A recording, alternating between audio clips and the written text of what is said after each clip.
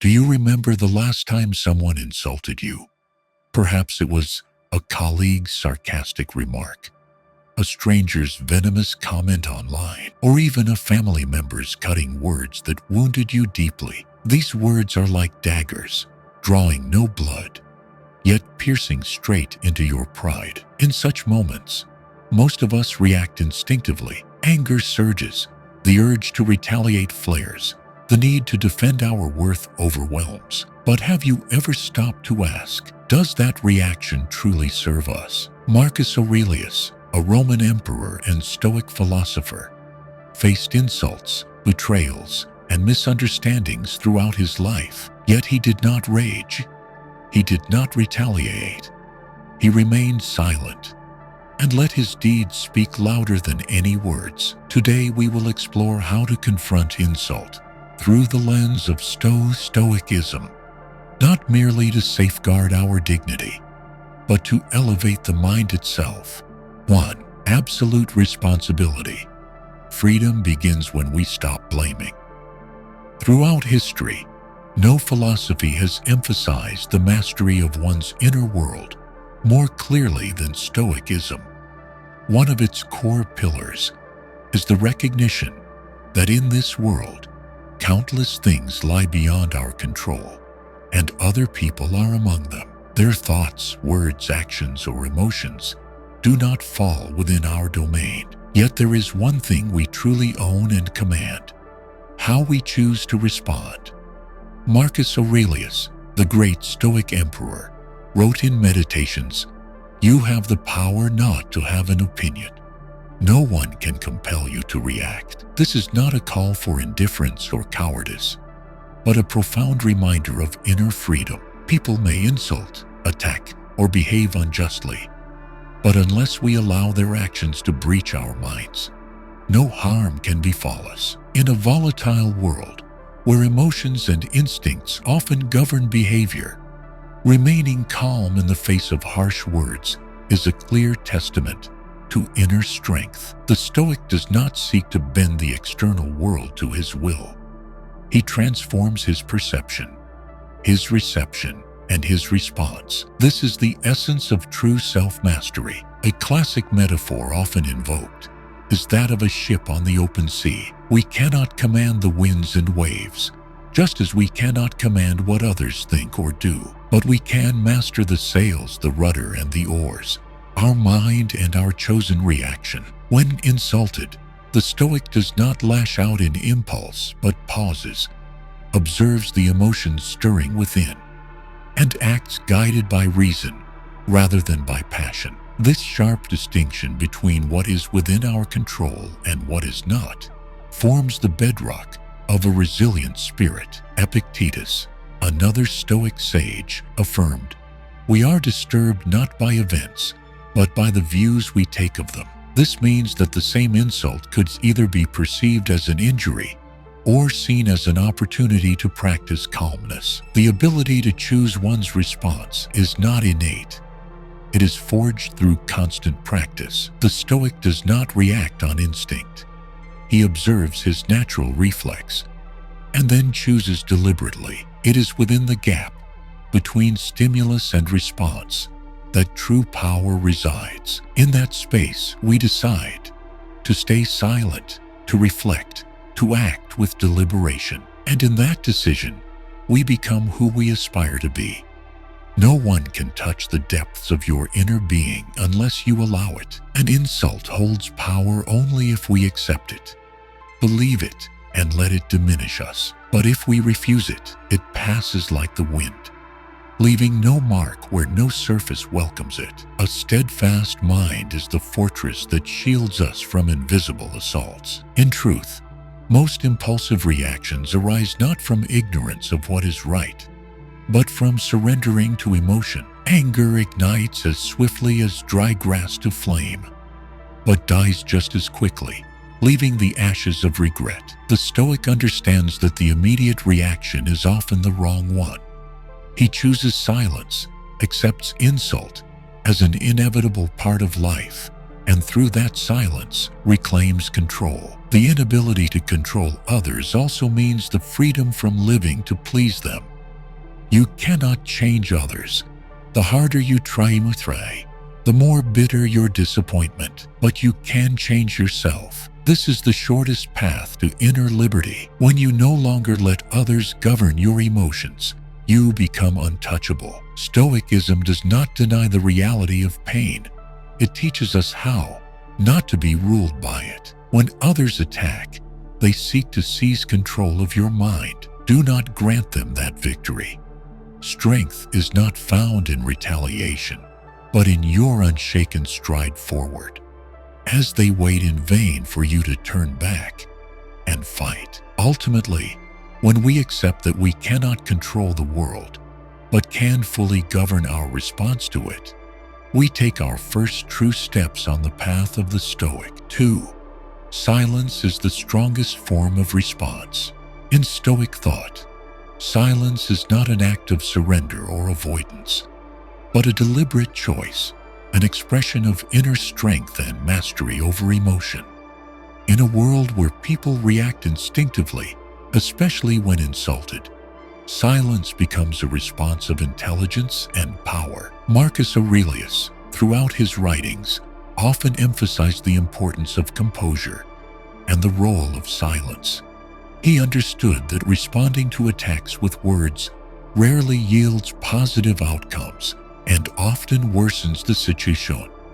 Silence does not signify weakness. It is the clearest sign of a mind undisturbed by external noise. When someone insults us, what they often seek is a reaction, anger, rebuttal, or any emotional display that proves they have stirred our psyche.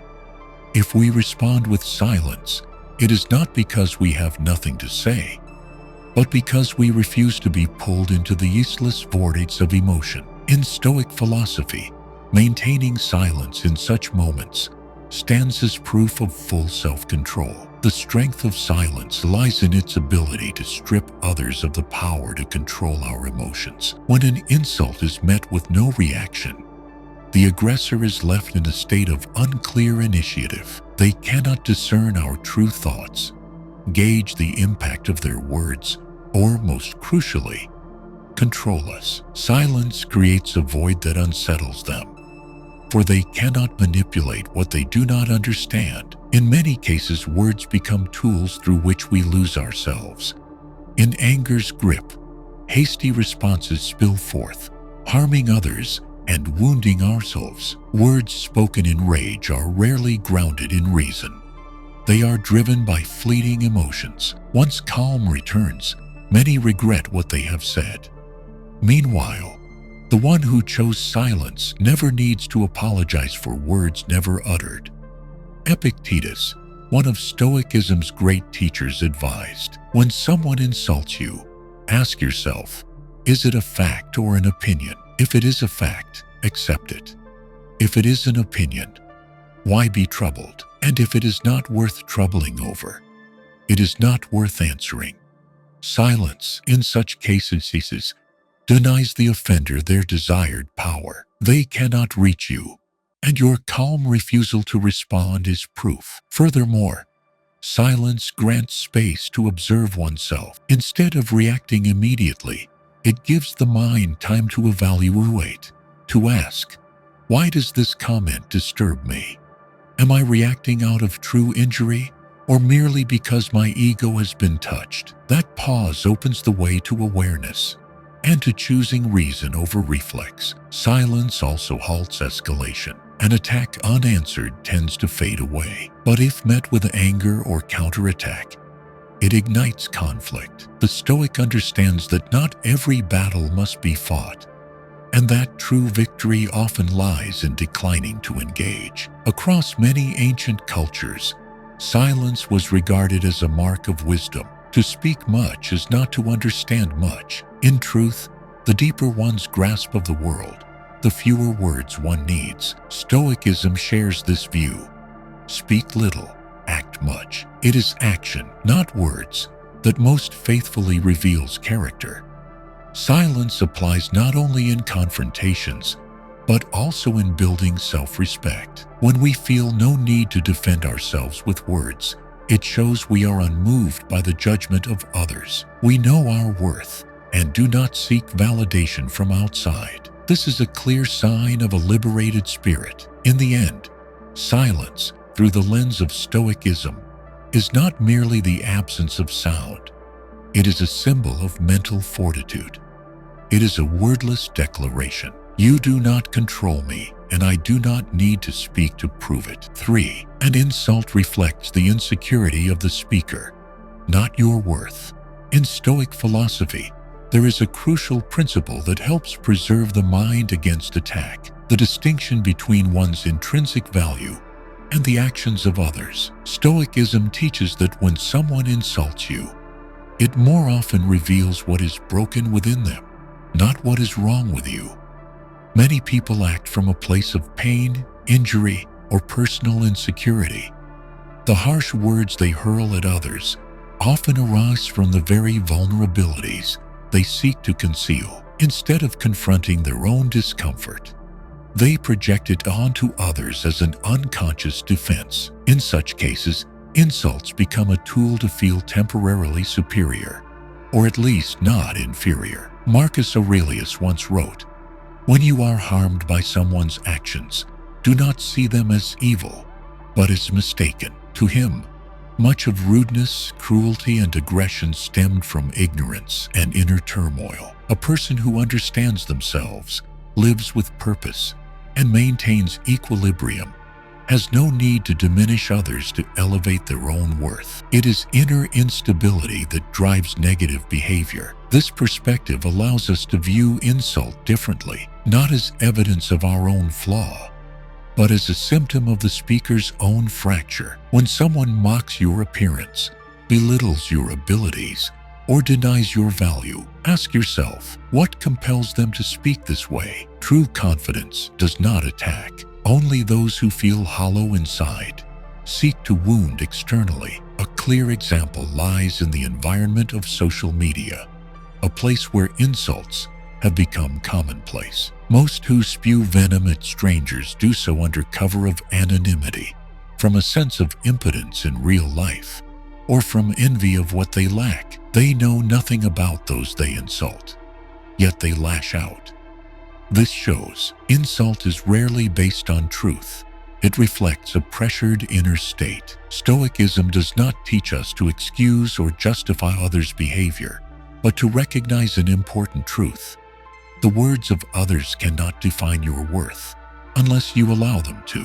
If someone, out of insecurity, hurls an insult, those words carry no weight unless your mind receives them and makes them wounds. The reality is, you cannot entirely escape insults in life, but you can learn not to be governed by them. When you realize that negative words reflect the speaker's mood, perspective, or unhealed wounds, you begin to detach feeling from words. Instead of hurting, you begin to observe, understand, and rise above. A Stoic does not react emotionally to insult because they know it has no bearing on their true value. They understand that personal worth is built through actions, virtue, and self-mastery, not through the praise or blame of others. Insults, if not embraced, lose all meaning.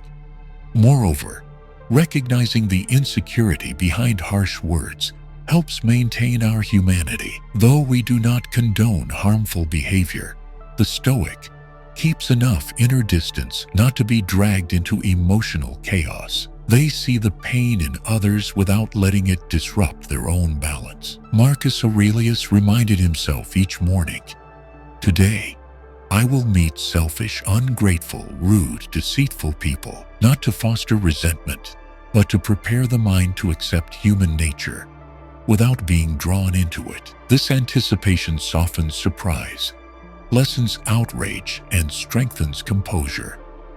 The truth remains, you cannot change others' words, but you can choose whether to let them affect you. When you learn to see through words, to the fear, insecurity, and confusion beneath, you no longer get swept away by emotion. You cease trying to retaliate or defend yourself because you understand the insult stems not from truth, but from wounds yet to heal. When we see insult as a reflection of the speaker, not as a mirror of ourselves, we reclaim our freedom. It is the freedom of the mind, of the emotions, and of the life we choose to lead. 4.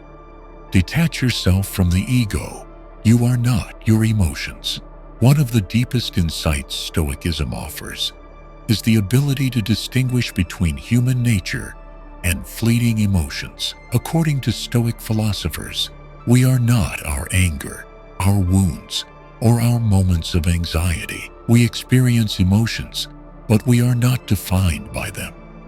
Emotions, from a Stoic perspective, are phenomena born from subjective perceptions of events. They arise and fall, shifting with circumstances and with how we interpret situations. Meanwhile, the essence of a human being, virtue, reason, self-mastery, is far more enduring. If we were merely emotions, we would have no power to choose our actions. Yet Stoicism affirms, precisely because we are not emotions, we have the power to govern our responses to them.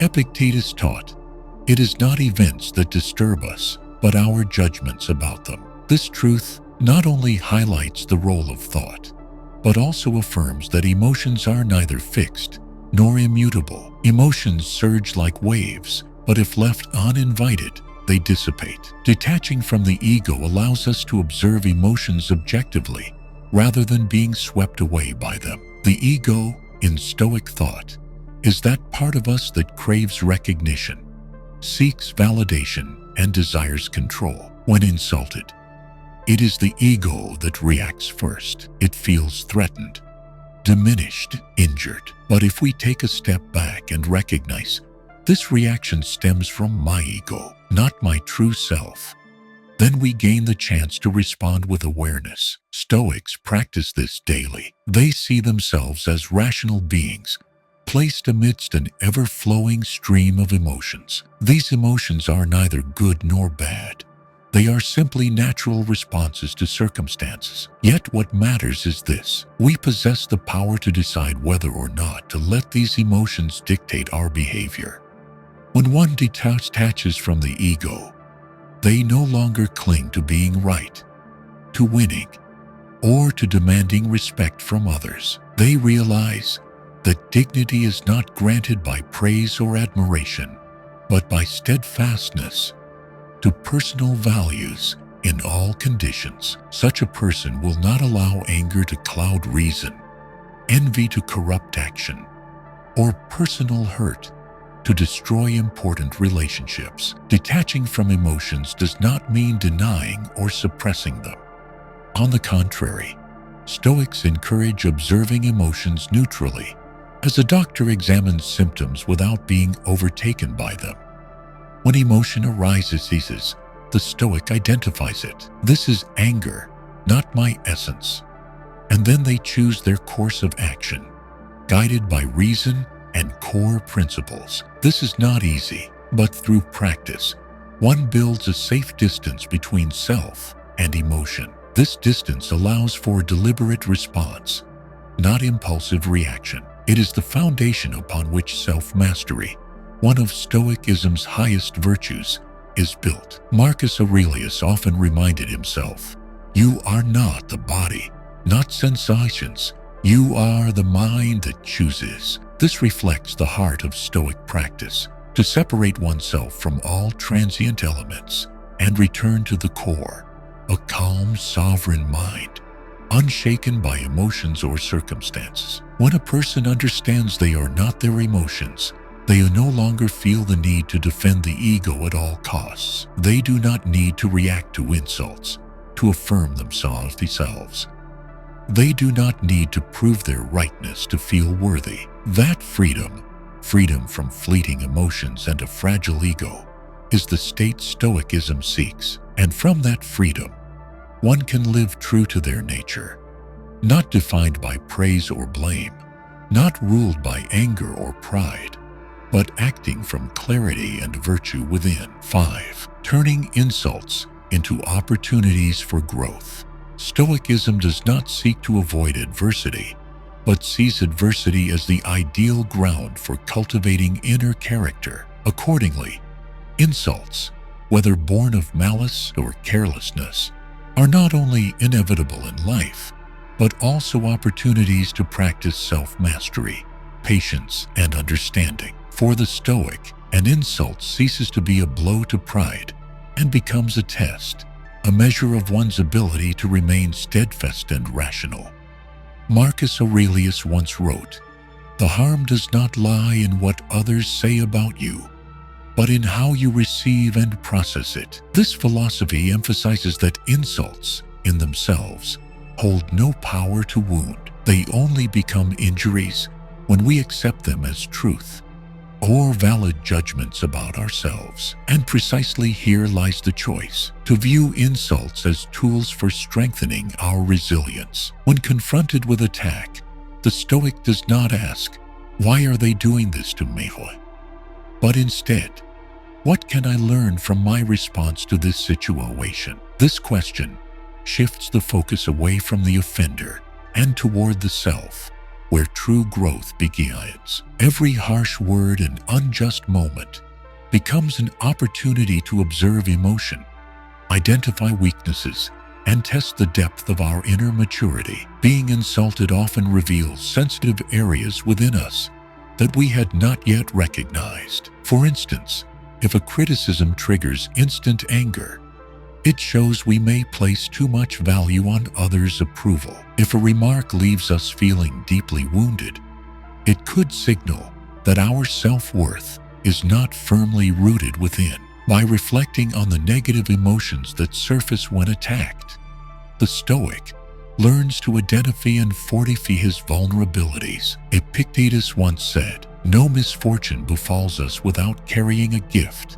for those willing to learn." An insult, whether personal or public, can become material for growth if one knows how to use it wisely. Instead of allowing it to injure, the Stoic uses it as a mirror to test whether he remains steadfast, understands his own worth, and continues living according to his principles. Beyond revealing weaknesses, insults offer a chance to practice core Stoic virtues: patience, forgiveness, and restraint. Rather than lashing out in anger, the Stoic chooses silence or measured response, demonstrating mastery over emotion and action. In that moment, the insult no longer poses a threat, but becomes a tool for moral development.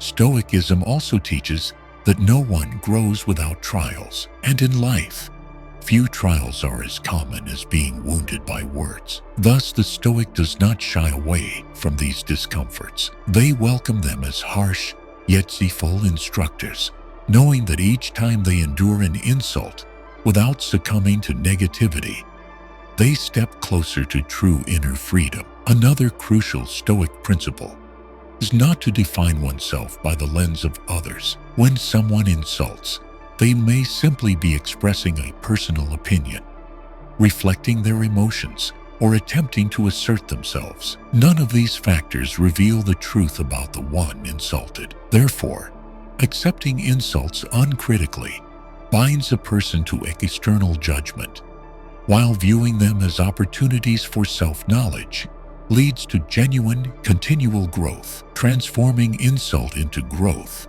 does not stem from passive endurance, but from active learning. It is not an act of submission, but a deliberate redefinition of the situation, a skill particularly prized in Stoic philosophy. Through this practice, one is not defeated by adversity, but strengthened with each encounter. 6. Instead of retaliating, let your actions reveal who you are.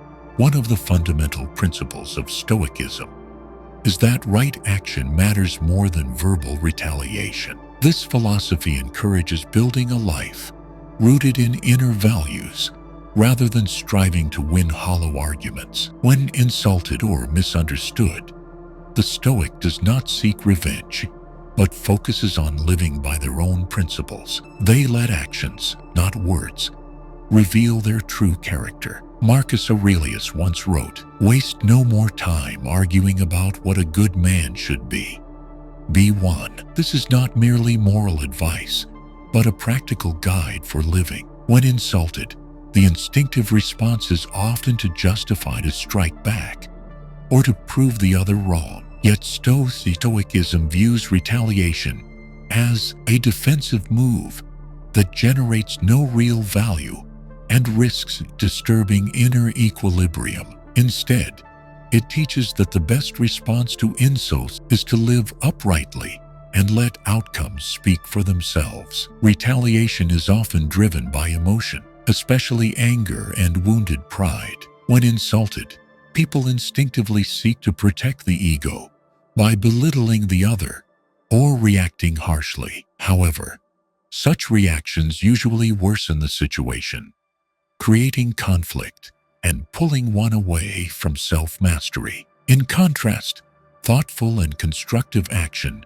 yields lasting results and true influence. Stoicism emphasizes to us that the most important thing is not how others perceive us, but how we live according to reason and virtue. When someone holds fast, does what is right even when misunderstood, and remains unmoved by praise or blame, they reveal the true depth of character. Actions, when born of awareness and higher purpose, become a clearer testament than any spoken defense. In many cases, words hold little persuasive power without actions to back them.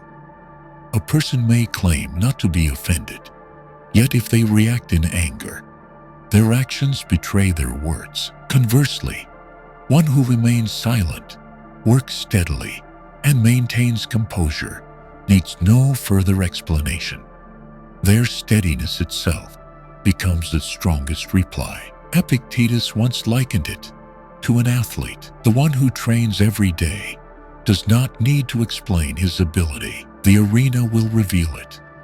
Likewise, the Stoic need not justify his character with words, but shows it through the way he lives, the way he handles hardship, and the way he upholds virtue amid challenges. When insulted, a common impulse is to prove one's worth. However, proof through words alone becomes meaningless if not paired with corresponding deeds. Stoicism encourages focusing instead on one's work, improving one's skills, treating others with kindness, and persistently pursuing what is right. Over time, such actions will drown out any criticism. Another essential Stoic principle is that one should not let others dictate their actions. They refuse to let others' emotions, no matter how negative, shape their personal choices. Retaliation is a reactive move. It reveals that one's behavior is being controlled by someone else. Acting with reason, on the other hand, is a proactive choice, rooted in inner strength, not external pressures. Moreover, right action not only benefits the person insulted, but also positively influences those around them. A person who remains calm and kind even when mistreated becomes a living example for others. They prove that it is possible to live nobly without resorting to violence, harsh words, or bitterness. In the end, Stoicism does not trivialize insult, but neither does it glorify retaliation. Instead of reacting hastily, the Stoic focuses on right action, not to win approval, but to preserve integrity. And in a world noisy with quarrels, it is the quiet, steadfast action that echoes longest. 7. Choose compassion. Not because they deserve it, but because you deserve peace. In Stoic philosophy, compassion is not seen as weakness or surrender, but as a mark of a steadfast and mature mind. Stoicism teaches that kindness and forgiveness are not rewards reserved for the deserving, but choices made to protect the peace within ourselves. When a person chooses kindness in the face of insult, it does not mean they condone injustice. It means they refuse to let anger and hatred rule their inner life. Marcus Aurelius once wrote, "When you are able to forgive others' faults, it is not because they are right, but because your soul needs peace." This philosophy reflects the spirit of Stoic freedom.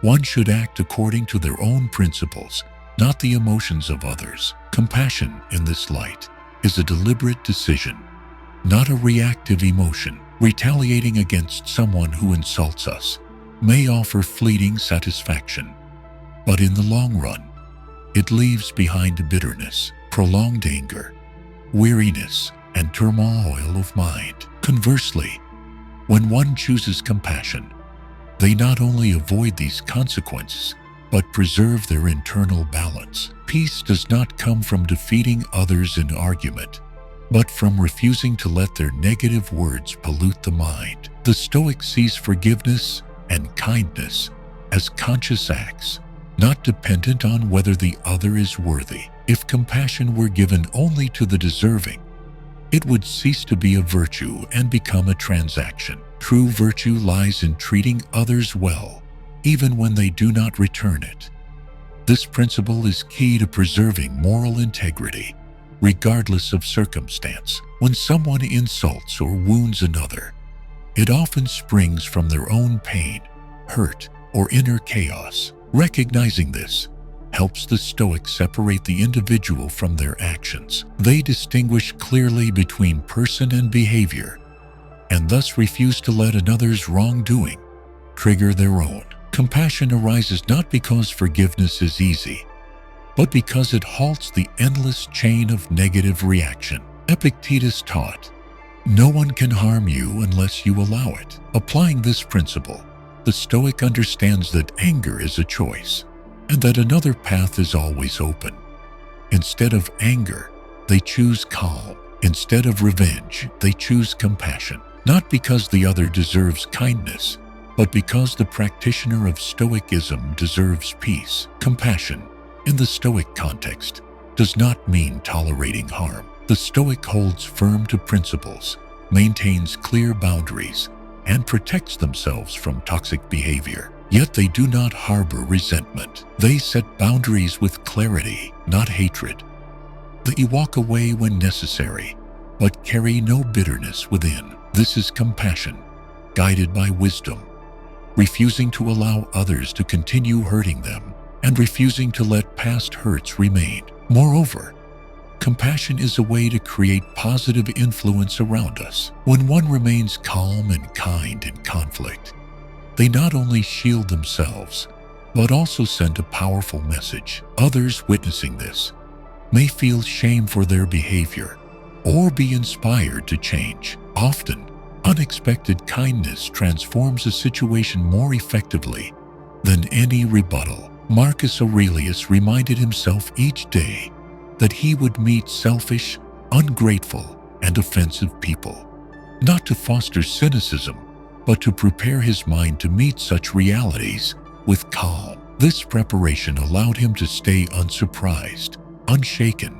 and lucid. In that clarity, compassion was no longer a feeling, but a strategy, a way to shield the mind from the world's disturbances. When a Stoic chooses compassion over hatred, they do not necessarily change others, but they preserve themselves. And in Stoicism, preserving oneself is always the greatest victory. 8. Do not let fleeting emotions destroy lasting relationships.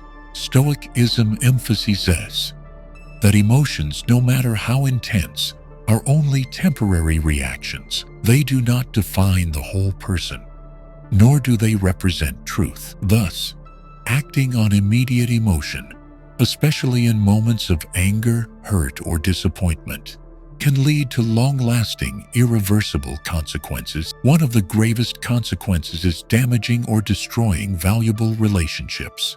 Marcus Aurelius warned that people often err when acting in the heat of impulse. A single word spoken in anger can dismantle a relationship built over years in a mere seconds. In contrast, if one masters their emotions, they create enough space to reassess the situation wisely and realize that genuine relationships should not be sacrificed for a fleeting loss of control. Stoic philosophy does not deny the existence of emotion, but asserts that we should not become slaves to it. When someone feels insulted or wounded, emotion often drives them to react instantly, with harsh words, rude behavior, or even by severing a relationship. Yet such reactions are rarely founded on rational judgment. They are driven by a temporary need to protect a wounded ego, and when the emotions subside, the damage left behind may be irreparable. One of Stoicism's core principles is the clear division between what we control and what we do not. We cannot control others' behavior, but we have full control over our own responses. In relationships, this becomes even more critical. Differences in opinion, misunderstandings, or careless wordings are inevitable. However, how each person chooses to respond will determine whether the relationship endures. The Stoic is encouraged to ask before reacting. Does this action align with my values? Is this relationship worth preserving? Are my current emotions an accurate reflection of the situation, or just a temporary reaction? These questions create the necessary distance between emotion and action, a space crucial for protecting valuable relationships. Moreover, in Stoic philosophy, relationships are not merely social interactions, but opportunities for practicing virtue. Those around us, friends, colleagues, family, are living tests of our patience, compassion, and humility. A tactless comment from a loved one is not always an intentional insult, but often the product of stress or lack of mindfulness. Reacting immediately with anger forfeits the opportunity to understand and preserve the relationship. Stoicism also teaches that true maturity is shown by not allowing momentary emotions to dictate long-term behavior. When faced with hurtful situations, the Stoic does not rush to act. They step back, observe, assess, and make decisions only after applying reason. That calmness not only protects the self, but also shields relationships from needless fracture. A relationship built on trust, respect, and understanding takes time to nurture, but can be undone in a single uncontrolled reaction. Stoic philosophy calls for living responsibly, not only towards oneself, but towards those around us. This responsibility includes refusing to let fleeting emotions drive actions that cause lasting harm. In short, in any relationship, emotions are inevitable, but by recognizing, mastering, and refusing to be led by them, one gains the ability to sustain meaningful and enduring bonds. And this is one of the highest expressions of self-mastery, a core value for anyone living the Stoic life. 9. Guarding privacy is guarding power. Stoicism elevates the idea of self-mastery and the ability to shield the inner life from external influence.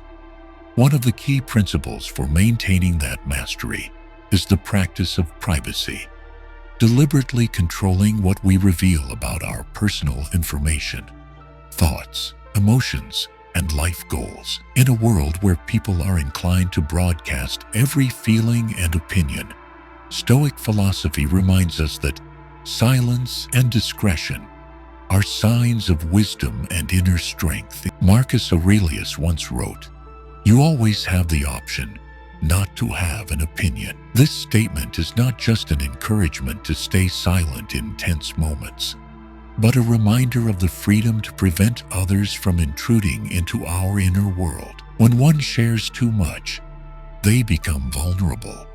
What is made public becomes an easy target for judgment or manipulation. In Stoic thought, the mind is likened to a fortress, one that must be protected from outside forces. Not everyone is mature enough to understand or empathize with what we share. Thus, maintaining privacy is not an act of fear, but a deliberate move to safeguard one's mental space. When people choose to keep their plans, fears, or dreams to themselves, They are preserving their dominion over their emotions and their lives. Moreover, keeping things private is a way to control the influence others have over our minds. External judgments, criticisms, and opinions can only affect us when we have exposed too much. The Stoic understands the fewer people know of your vulnerabilities, limits, or ambitions, the less they can manipulate or wound you. Discretion becomes armor,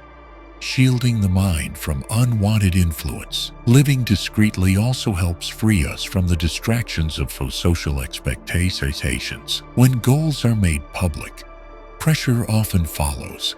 The pressure to prove, to succeed, to earn approval. But when those goals remain private, they belong solely to the individual, free from public scrutiny, free from dependence on others' reactions. This grants the focus needed to act without being swayed by external judgment. Stoicism also stresses that unnecessary speech often breeds unnecessary trouble. Speaking too much invites arguments, accidental revelations, and emotional outbursts. In contrast, knowing when to remain silent avoids conflict and demonstrates self-command. Silence does not mean having nothing to say. It means knowing when speaking serves no true purpose.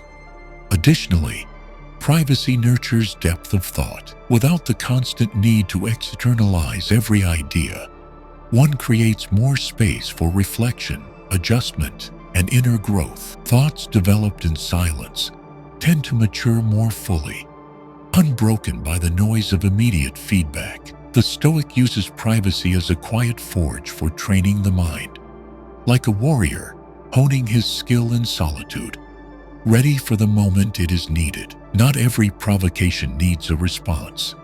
Not every question needs an answer. Not every insult deserves a reply. The Stoic chooses silence not out of fear, but from understanding that there is no obligation to always engage. In that silence, they preserve the strength of their reason, avoid unnecessary entanglements, and maintain control over their mental domain. Thus, guarding privacy is not an act of isolation or aloofness, but a sign of wisdom and self-mastery. It is the choice of one who knows the value of the inner sanctum and understands that true peace does not come from being understood by others, but from understanding and protecting oneself from anything that could disturb the mind. 10.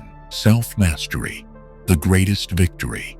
Self-mastery, the ability to govern oneself, stands as one of the core pillars of Stoic philosophy. According to Stoic thinkers like Marcus Aurelius, Epictetus, and Seneca, it is not merely a moral virtue, but the highest expression of inner freedom. A person may lose wealth, reputation, or suffer insults from others, but if they maintain control over their actions, emotions, and thoughts, they have achieved true victory. Marcus Aurelius emphasized, to conquer oneself is the greatest victory. In this context, oneself does not refer to the idealized self, but the easily swayed part: anger, fear, envy, praise, the parts vulnerable to external provocations. When people react impulsively, they surrender their self-mastery and allow circumstances or emotions to dictate their behavior. In contrast, when one governs both speech and action,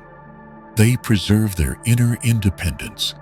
Self-mastery does not mean suppressing emotions, but recognizing them and choosing responses aligned with reason. Stoicism does not deny that humans will feel anger, sadness, or hurt. These reactions are natural. What matters is that, upon recognizing emotion, the Stoic does not allow themselves to be swept away. They create a space between emotion and action, and within that space, self-mastery is practiced. In moments of insult, those who lack control often react with rage or cutting words. Such reactions not only harm others, but also pull the reactor into a state of inner chaos. From a Stoic view, an act committed in anger does not reflect true character. It signals that one has surrendered their mind to a fleeting emotion. On the other hand, the one who remains calm under attack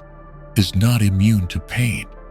They have trained themselves not to act on reflexive emotion. They may choose silence, choose not to respond, or choose to act with deliberate composure. This is the clearest expression of self-mastery, a quiet strength that profoundly shapes inner life and relationships. Epictetus likened life to a stage where each person controls only their own role, not the roles of others nor the script itself. Self-mastery means playing one's role well, with virtue. Marcus Aurelius once wrote, "You always have the option not to have." This statement is not just an encouragement to stay silent in tense moments, but of the freedom to prevent others from intruding into our inner world. When one shares too much, they become vulnerable. What is made public becomes an easy target for judgment or manipulation. In Stoic thought, the mind is likened to a fortress, one that must be protected from outside forces. Not everyone is mature enough to empathize with what we share.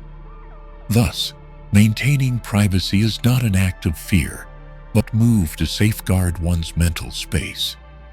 When people choose to keep their plans, fears, or dreams to themselves, they are preserving their dominion over their emotions and their lives.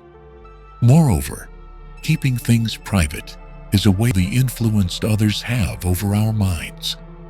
External judgments, criticisms, can only affect us when we have exposed too much. The Stoic understands the fewer people's vulnerabilities, limits, or ambitions, the less they can manipulate or wound you. Discretion becomes armor, shine from unwanted influence. Living discreetly also helps free us from the distractions of social expectations. When goals are made public, pressure often follows, the pressure to prove, to earn approval. But when those goals remain private, they belong solely to the individual, free scrutiny, free from. For the Stoic, learning is not a phase with a beginning and an end, but a lifelong process. Not see learning as a privilege confined to school years, but as a continuous responsibility for growth. Knowledge for the Stoic is not for the mere accumulation of facts, but for the cultivation of inner character, the refinement of living, strengthening of resilience in an unpredictable world. In a world constantly in flux, those who cease learning place themselves at the mercy of circumstances. Life's challenges are endlessly new. Environments, relationships, and social realities are ever-changing. The Stoic does not wish for the world to slow down. They seek instead to evolve in step with it. Learning is their means of maintaining adaptability and rather than becoming a casualty of change. Learning in the Stoic spirit is not limited to reading or gathering. It is the process of observing, reflecting, and the Stoic learns from every case, from failure, adversity, criticism, and even their own. They do not fear being wrong, for every error is a lesson, so long as one has the courage to confront it and extract the necessary growth.